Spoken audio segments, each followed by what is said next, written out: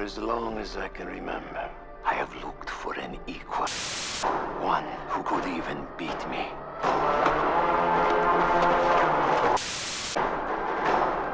Will one of you finally give me what I desire? Yes, we will.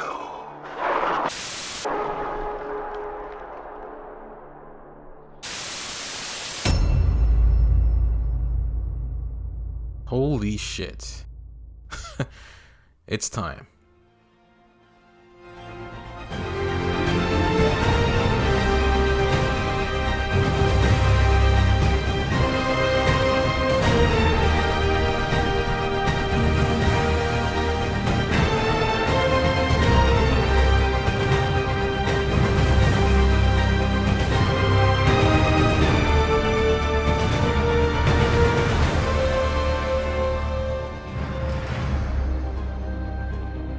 Hi there, hello. I have wanted to play Insomniac Spider-Man for years. I can't even begin to tell you all the great things I've been hearing about this game, like how fantastic and engaging the story is, how exciting yet satisfying the gameplay feels, and how much this game means to people who can connect to Spider-Man and its story. The amount of praise and love this game gets is insane, and it is, without a doubt, well deserved. Around the time this game was first released to the public and was receiving so much attention, I felt like I couldn't talk about it. In fact, I felt like I had no right to talk about it. The reason being was the fact that I was over on Xbox and the best I had was this.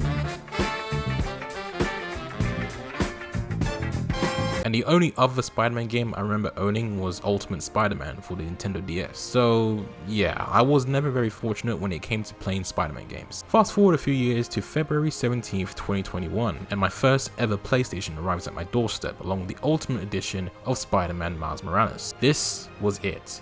This was my time. I finally have the opportunity to experience this game in all its glory. With the controller in my hand and a 12-digit code by my side, all I had to do was type it in and press start. The game was quite literally calling to me, and I couldn't answer.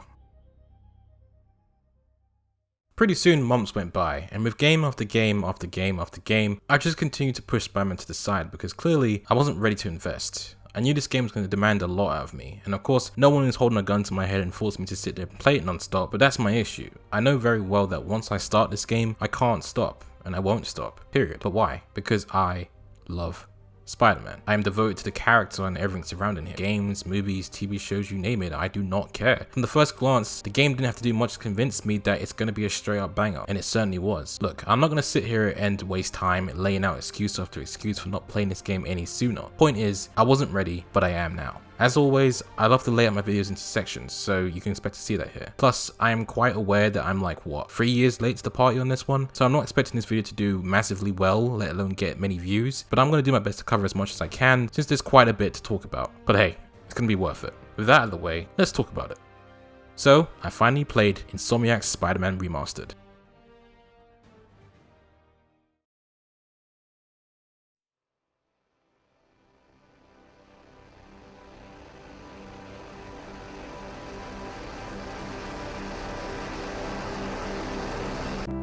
The story is where it's at with this game.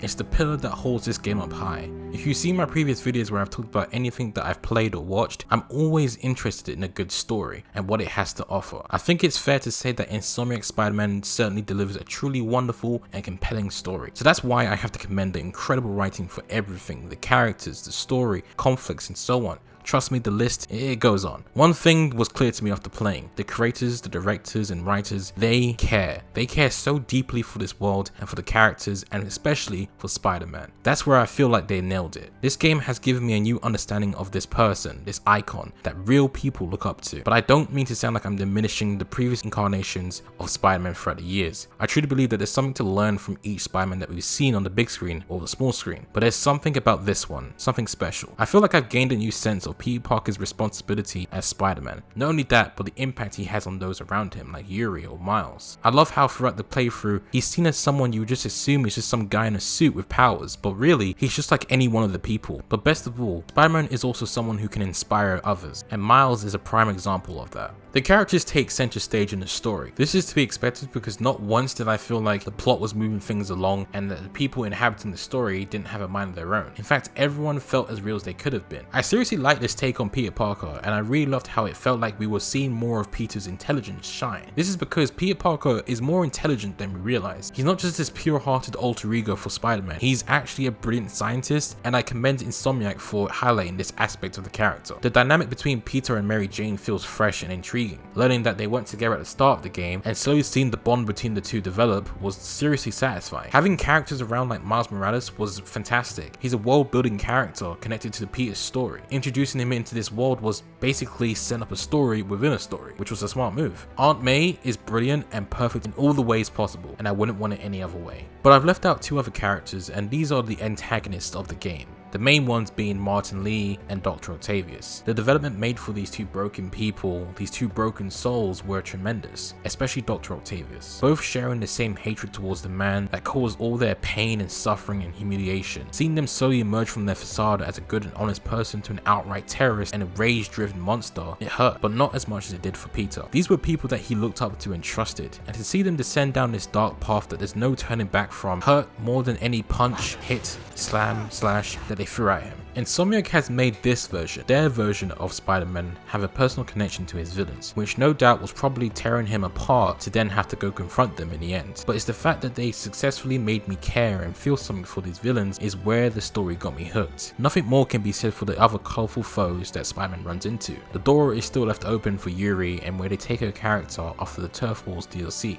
Black Cat is still as intriguing and mischievous as ever, and Silver Sable is the best waifu you can ask for in a story like this. Seeing her go from being enemy to ally was wonderful, and I really hope they bring her back for more stories to tell. This has got to be the best interpretation of Spider-Man I've seen to date. As I said, no disrespect to the past, but this game blew me the fuck away. With its storytelling, its world building, and its character development. I'm seriously impressed with the amount of hard work and dedication put into this gem of a game. But this is only one piece of the cake that makes it into the masterpiece we all know and love.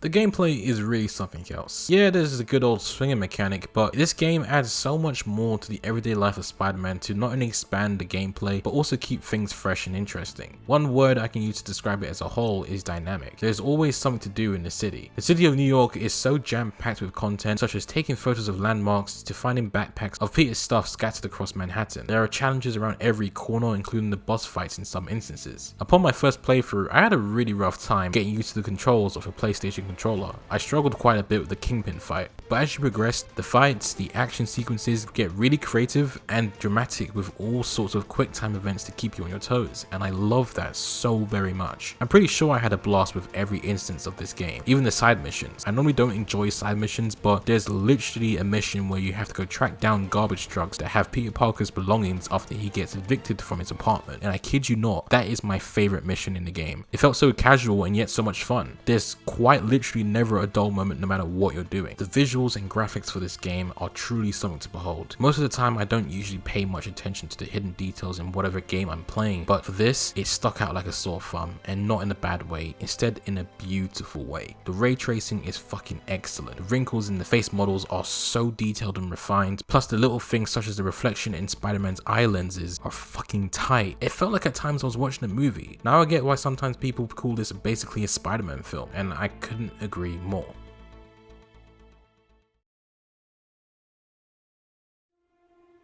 You're gonna be okay, ma'am.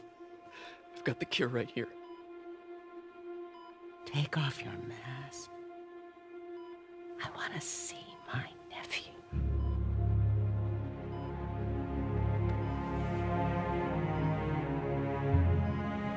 You knew?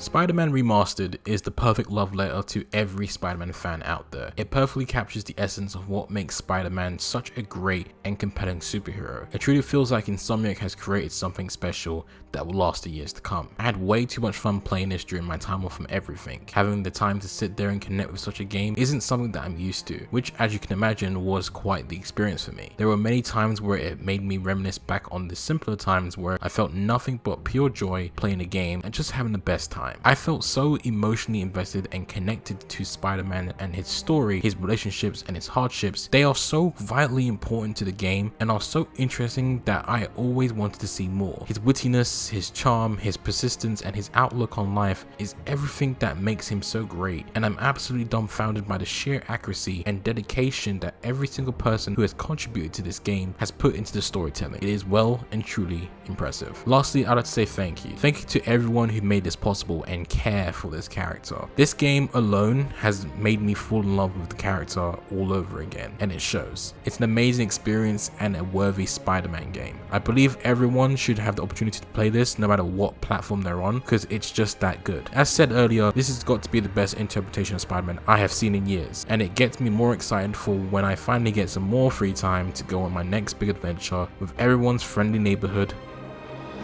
Spider-Man.